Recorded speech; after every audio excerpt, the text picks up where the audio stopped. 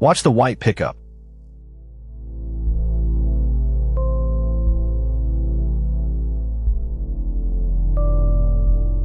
That contact is not an accident. It is deliberate, it is trained, and it has a name. It is called a tactical vehicle intervention, and it is one of the most contested tools in American policing. This is the dash camera from the Moore Police Department in Oklahoma, recorded on New Year's Eve, 2024. We have removed every second of the original audio, so everything you hear is ours. The truck is a white Dodge Ram. The driver is 35-year-old Kayla Cervantes. For the next 8 minutes, she is going to run red lights, cross into oncoming traffic, cut through shopping center car parks, and drive across a grassy median to get back onto the interstate. Here is the ground the pursuit covers. It begins on surface streets near Northeast 27th and Eastern, runs south and west through Moore and into southwest Oklahoma City, and ends on Interstate 240, close to May Avenue. Roughly 8 minutes on a clear, dry afternoon in ordinary New Year's Eve traffic. Everything you are about to see happens in daylight, on public roads, with other drivers present. Keep those other drivers in mind because they're the whole argument about this tactic. The officer stays back. He is not trying to overtake her here. At this stage, the job is simply to keep her in sight and keep calling the position.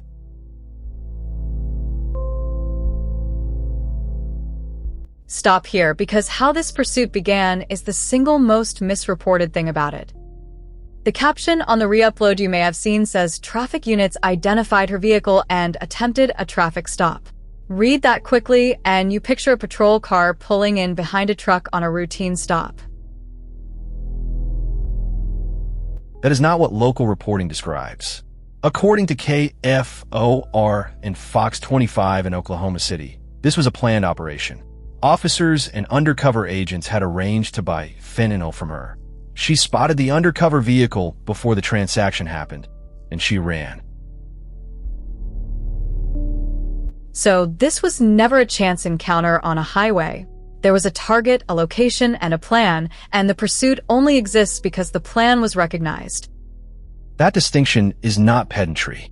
When you judge whether a pursuit was worth its risk, the question every policy asks is what the driver was originally wanted for. A routine traffic stop and a narcotics operation are two very different answers.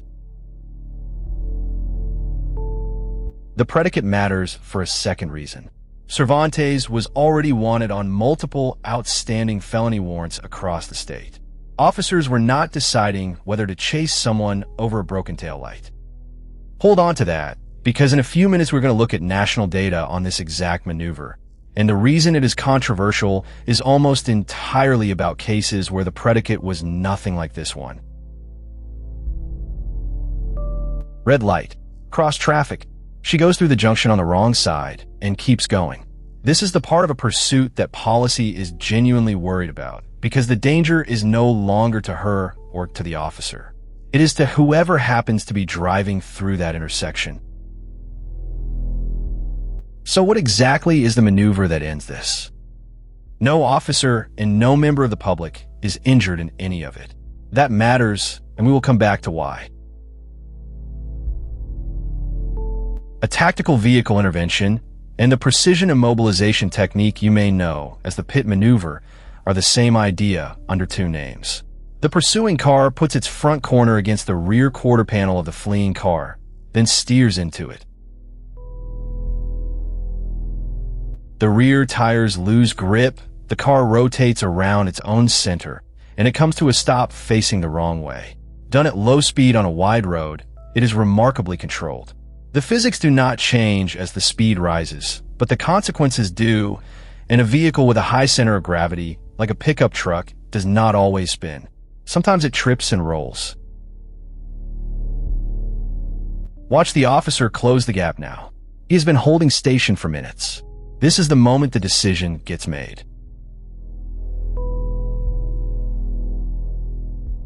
Quarter speed. Front corner to rear quarter panel, steer in, and the truck rotates, digs in, and goes over.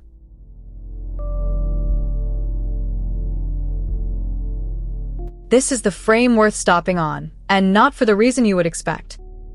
In 2020, the Washington Post published an investigation into this maneuver. It found that since 2016, at least 30 people had been killed after police used it, and hundreds more injured, including officers. Now here is the number that actually explains the controversy. Of those 30 deaths, 18 happened after officers tried to stop a driver for a minor traffic violation. Only 2 involved a driver suspected of a serious felony.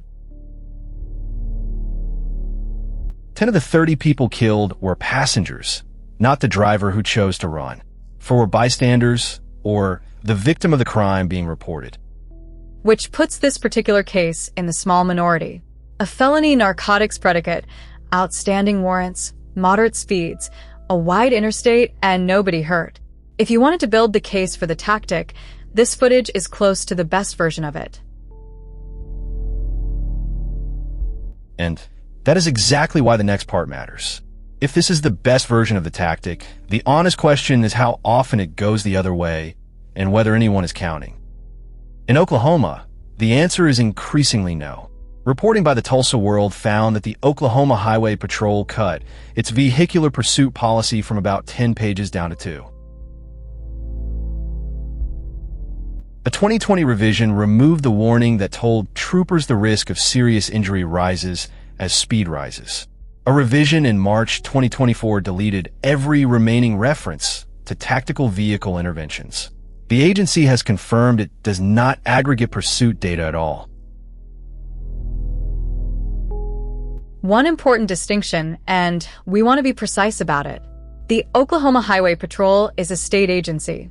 More Police is a separate municipal department, and it is More Police who released this video. So this is not an accusation against the officers you're watching. It is the opposite problem. We can see this pursuit in detail from start to finish because one department chose to publish it.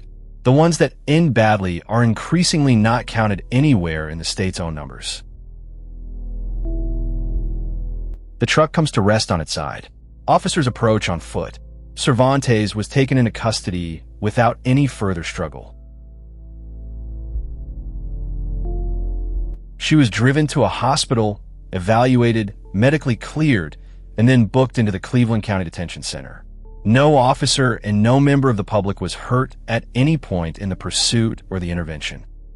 A search of the pickup recovered M30 fentanyl pills, methamphetamine, heroin, and drug paraphernalia. She was booked on complaints including felony eluding, attempting to distribute a controlled dangerous substance, and possession of drug paraphernalia. On top of the warrants she was already wanted on. We could not locate a public final disposition for the case, and we are not going to invent one. Those are complaints filed at booking, not convictions, and like anyone else, she is entitled to the presumption of innocence.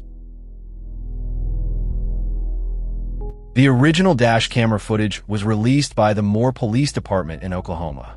Our commentary, our graphics, our music, and every voice in this video are original. If the breakdown was worth your time, subscribe. We publish a new dash and body camera analysis every week.